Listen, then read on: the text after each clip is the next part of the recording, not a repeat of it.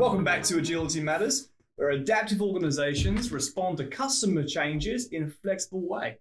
I'm joined by Wei again from NZ Post. Say hello, Wei. Hello. Hello, we're in a fair after. So Tag, you're it. Question. So I'm really interested from your perspective, Mike, for those organizations that's been on, say, 5-8 years of long transformation, what are the hurdles that they're facing? Because I would assume that it's quite different to the organizations that are just starting off, right? Yeah, and it's a good question, right? Because when we think about it, I always make the joke. Takes 3 minutes to learn Scrum. Takes 3 weeks to implement Scrum. Takes 3 months to actually get some sort of benefit from Scrum. Takes 3 years to do a mind shift and a culture change. You're talking about like 5 years on. Now, I would say 3 years on the light side. Most organizations at that 5-year mark, they say they've started, but in reality, they probably had a couple of teams, got an agile coach in, tried to do something, ended up just doing Scrum, delivered very poor results. But that is what it is, right? The first year. It gets some traction, leaders start to get involved. By the third year, you're starting to talk about actually expanding that from just the one business unit to probably the whole IT department. 3 to 5 years is when I tend to find organizations start to go across the whole organization, which is why they come to Surge. They look at, business agility. How do I adapt my entire organization to respond to customer needs?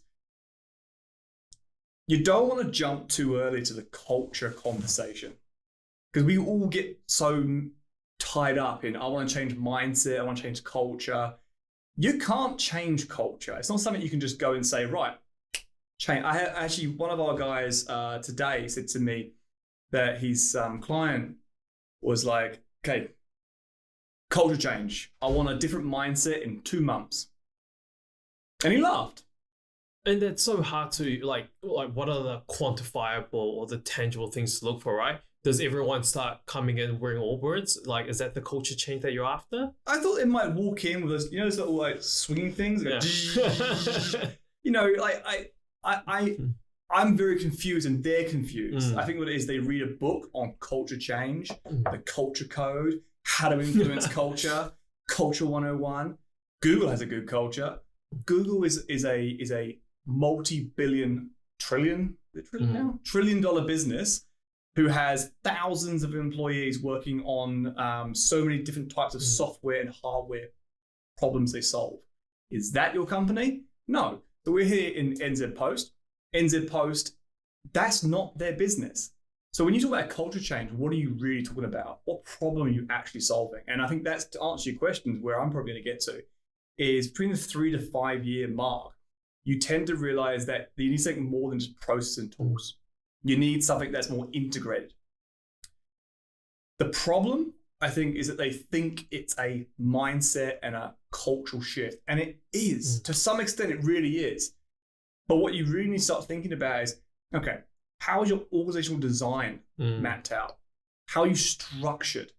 Are you going to empower? Is your leadership teams ready for such a massive shift?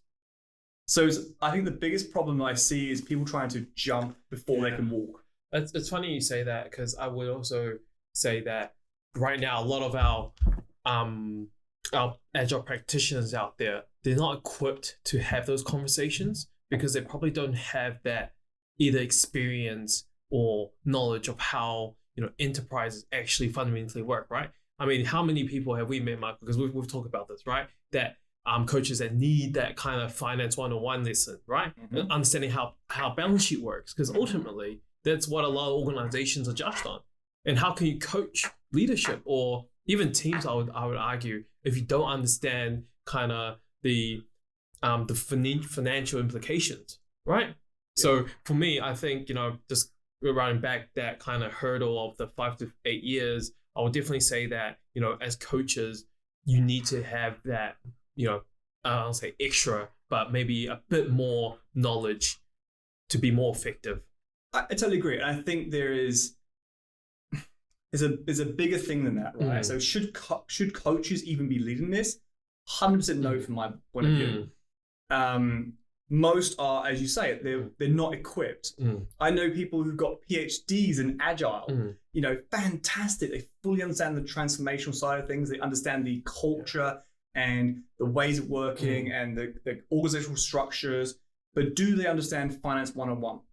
Do they understand the HR implications? Just a caveat, I don't understand everything about finance, but I live with a financial accountant, and that's where I get my sparks from. So just the FYI. And when we think about what is a general manager, they should be a general manager. They should understand most things around the business acronym.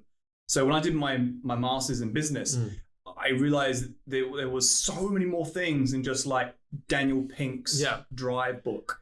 Oh, but everyone loves that. Everyone loves that book. And, when you think about that, where did Daniel Pink get that from?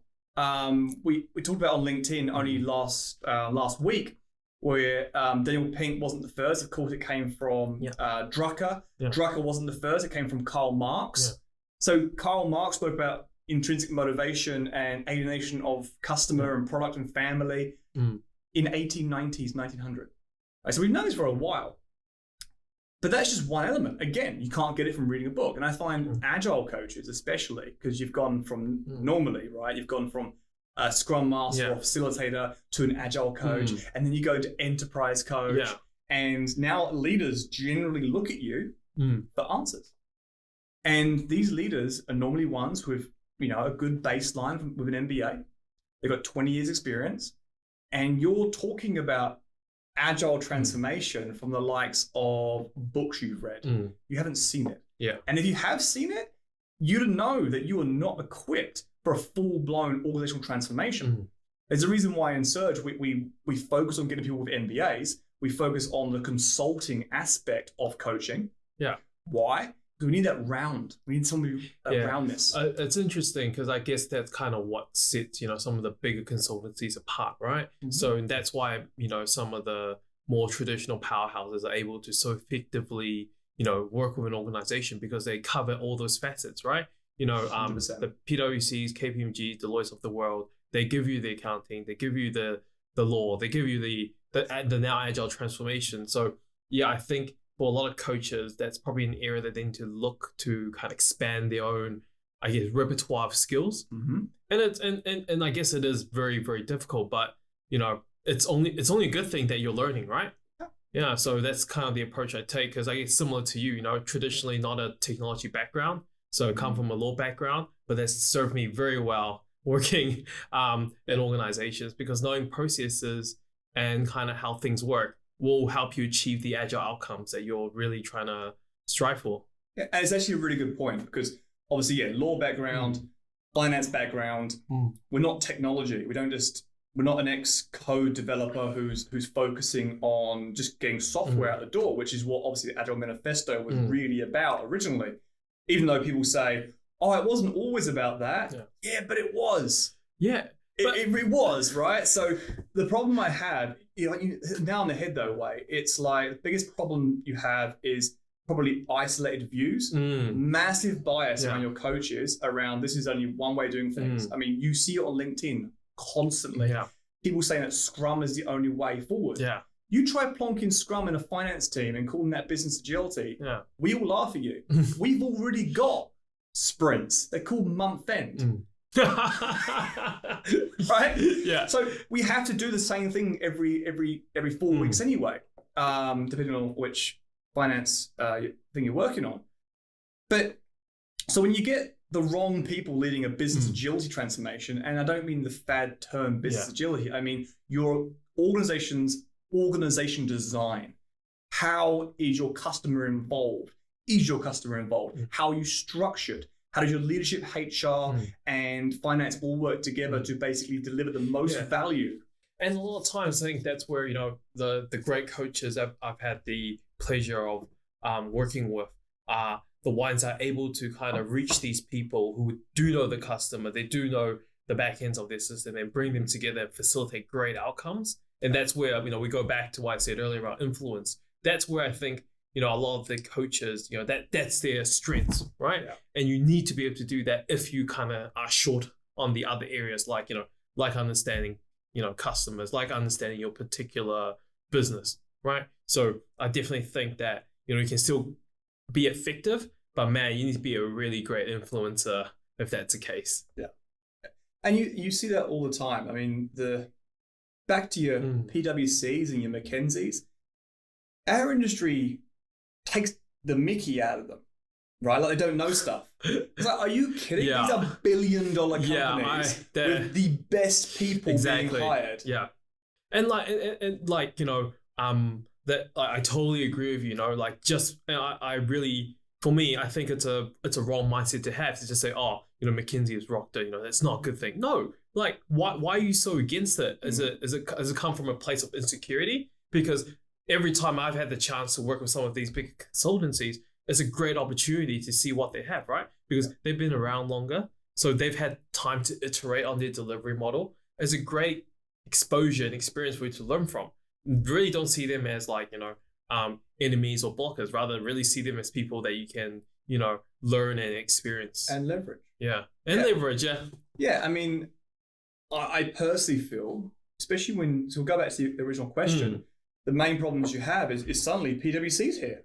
You've gone through your agile transformation. You're now starting to call it a business agility transformation. You're moving into culture and mindset. You're probably moving too early. That's probably my main problem, is you need to, exactly the same as what you did in your IT department. You want to roll out your tools and processes first. I'm sorry, but that is the right way of doing things in my view. That alone causes some issue. But roll out tools and processes in an IT department, then look at iterating, continuously improve. The journey never stops. There is no transformation endpoint. It's just continuous motion. When you get to 3-5 years, you're talking about moving across the whole organization. Again, tools and processes first. Why? Because they start to empower people. Doesn't mean processes and you must do this. Just have a process and iterate from there. But structure is an interesting one. Now, how many coaches do you know who study structure? We all say, oh, cross-functionality. We joked about that in the last episode. But cross-functionality, what does that really mean? Well, I like the orchestra model. It's in the Harvard Business Review in 2008. Orchestra model talks about dynamically creating teams around something. So you would get someone from finance, someone from this, someone from that. So it is cross-functional at a team level, but you're not going to ask law background, right? My name is Michael Law. I can't handle the law. I can't, right? Yeah. I'm going to say to you, hey, Wei, this is your specialty, T-shape, right? I think we forget the T. Exactly, yeah. Expertise, generic. Yes, I can make you coffee while you do the law stuff, but I have no idea. I got a C+ in law. That's terrible. So, and the same way in finance, I should know more about finance than you. And Michael going to say to you, hey, can you quickly just reconcile my T accounts for me? You'd be just like, how about you do that and I'll make coffee again? Yeah. Generic. But the orchestra model brings people together dynamically. I love that. But it's not IT and the business. That's one of the things I hate the most. When we start talking about IT and the business, it's really just the business. It really creates a us and their mentality, right? Been that way for a while, hasn't it? IT's been a CapEx resource that you think you're going to get rid of at some stage. Yeah. And I remember when I was here, the idea is that a decade before I started, IT is only required to get it up and running. Like, think about it, technology underpins everything we do, right?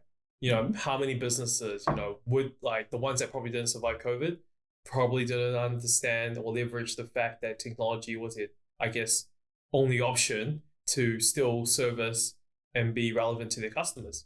So I think, every part and component of the business will have a technology element. Yeah. So, but it doesn't mean that technology is taking over. It just means that, like you see around the orchestra, there's more cross-functionality. More cross-functionality, team cross-functionality, as opposed to every individual is exactly the same. This isn't socialism 101. We're not the same. We have skills. We have generic things we can all do.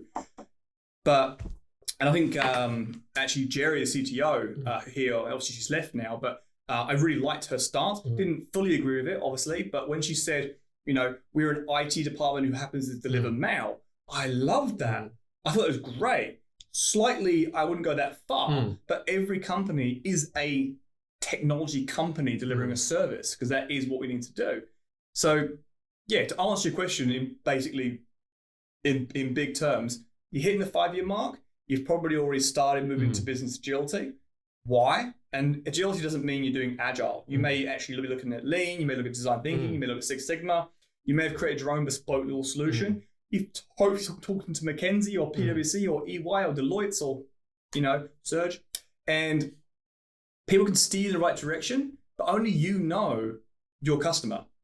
Hopefully you know your customer by 5 years' time. And only you know your competitive advantages. Yeah.